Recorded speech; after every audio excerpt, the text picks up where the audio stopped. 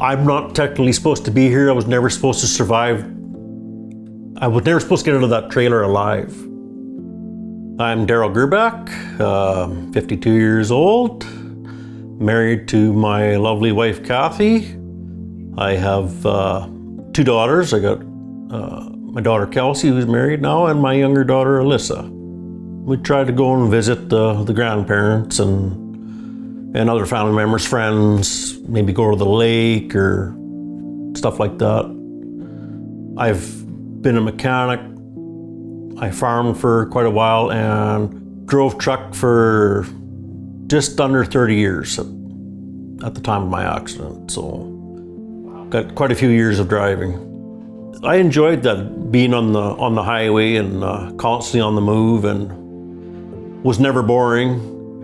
Not in the same room every day, not looking at the same scenery every day, and seeing stuff that you wouldn't see from a car because you're up higher in a truck. Like just being ever seeing places, going places that most people would never go. I took my job very seriously. Anybody I taught to drive a big truck, I always said, like, you're always got to be on the defense.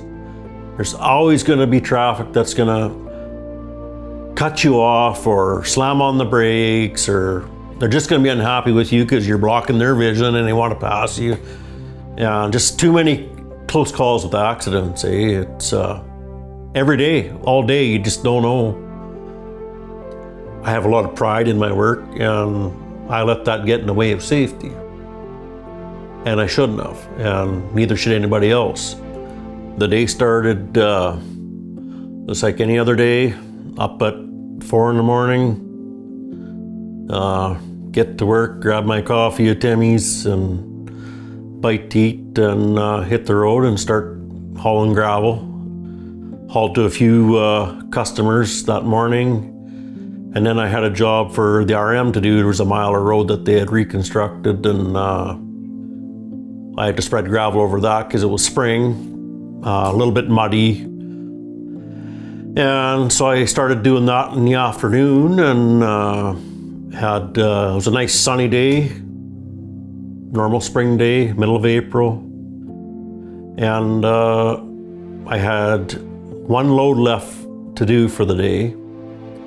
And before I load, I check in my hoppers in the trailer to see if I have any lumps, any rocks or anything, because that's stuff you don't want on the road. And this lump was a large lump, and I had the gate set pinned open as far as it would go, and the lump would not come out.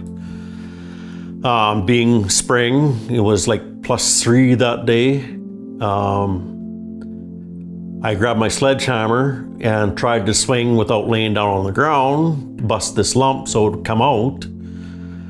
And that wasn't working, and there's nothing but water and mud. There was a lot of pressure to try and make the right decisions, and not knowing if I would make the right decisions, but there was a lot of pressure there. And so I got inside the trailer, but just before I did that, there was a safety switch that I could manually lock out this gate.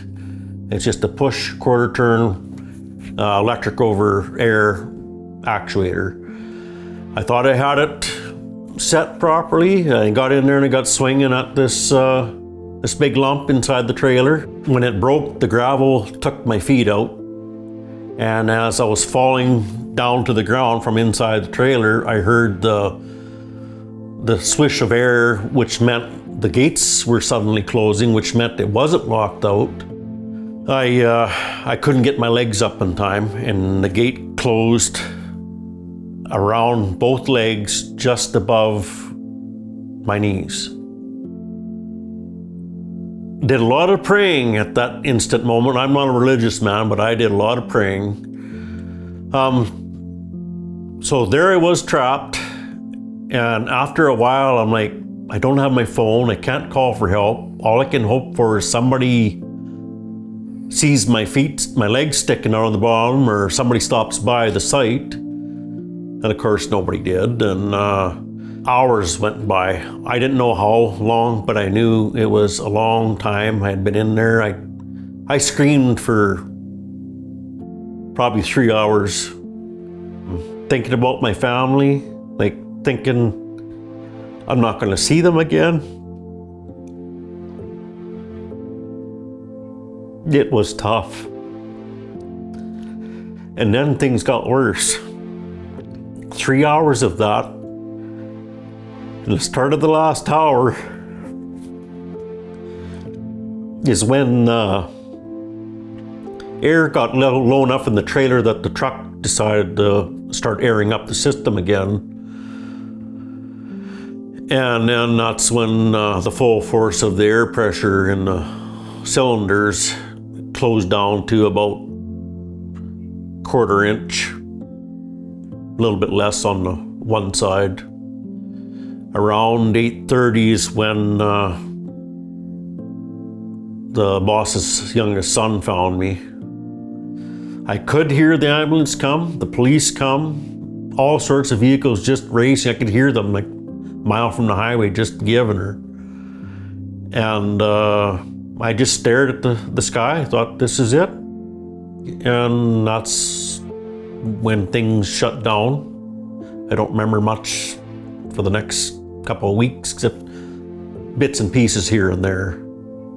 Leg was dying, like tissue was dying, and all the toxic stuff that's involved with that. And I remember signing, they woke me up enough to sign the form for amputation. And then they were still they amputated me below the knee on my left leg. They couldn't save it. It was tough signing that second one. I'm like, it started to enter my mind, what kind of life am I gonna have with no legs? Or missing part of both legs. And I was getting to my lowest point. I was pretty much ready to give up. COVID was hitting very strong at the time. Wasn't allowed any family members, nobody was allowed to see me. Really hard on my wife. We've been through a lot together, me and her, and didn't know how we're gonna make it through this one, but we did.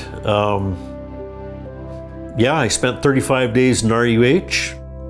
May 20th, 2020, I got transferred back to Tisdale here, where I was in the hospital till October 1st. I was a bit of a celebrity when I come home. Not something like this happens in a small town like this. All the nursing staff, everybody was great. I got great care. Fortunately, Tisdale's hospital's all one level, so we could visit through the window. We had chairs out there for them, and so I was able to see people then, finally.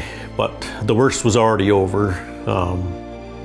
It's a long summer sitting in the hospital, but I'm able to drive. I'm able to use that foot, stand on that leg. So I'm very thankful that my nerves grew back enough for my foot to function. I actually was able to walk my oldest daughter down the aisle that summer, end of July. There's lots of things I can't do. Just even right now at this stage of the game, I can't even walk down the block because I'm still having lots of trouble with my right knee, with the way things are with my knee. I got too much pain happening. I think it's slowly getting better, but I always try and do stuff really safe, as safe as possible. But that doesn't always happen. If you get sidetracked, pressure from your boss or from work, don't skip out on anything to do with safety. Try your best to adhere to the safety regulations. Don't be afraid to speak up. It don't matter if it's your employer, who it is. If you feel it's unsafe, just say no, not doing it. Simple as that. I didn't do that. I was too worried about pleasing the boss. If you do get yourself into a predicament like this or a bad work accident, don't give up. Don't give up at all. Keep trying to move forward no matter how bad it is. I'm not technically supposed to be here. I was never supposed to survive. I was never supposed to get out of that trailer alive. Take one day at a time, whatever it takes, but keep trying to move forward. Seek help, whatever you need, mentally, physically, and don't be afraid to speak up against whatever got you to this point. My opinion of WCB in Saskatchewan is a good one. They've done everything that I've asked for. They've helped me numerous ways. They've took a lot of the stress off me, figuring out how I'm going to deal with some of this stuff. Knowing that I have the help from them I'm very thankful for it. I can't even imagine doing this without WCB, to be honest with you. I don't think I'd be here if it wasn't for them. They helped me mentally, physically, financially, everything.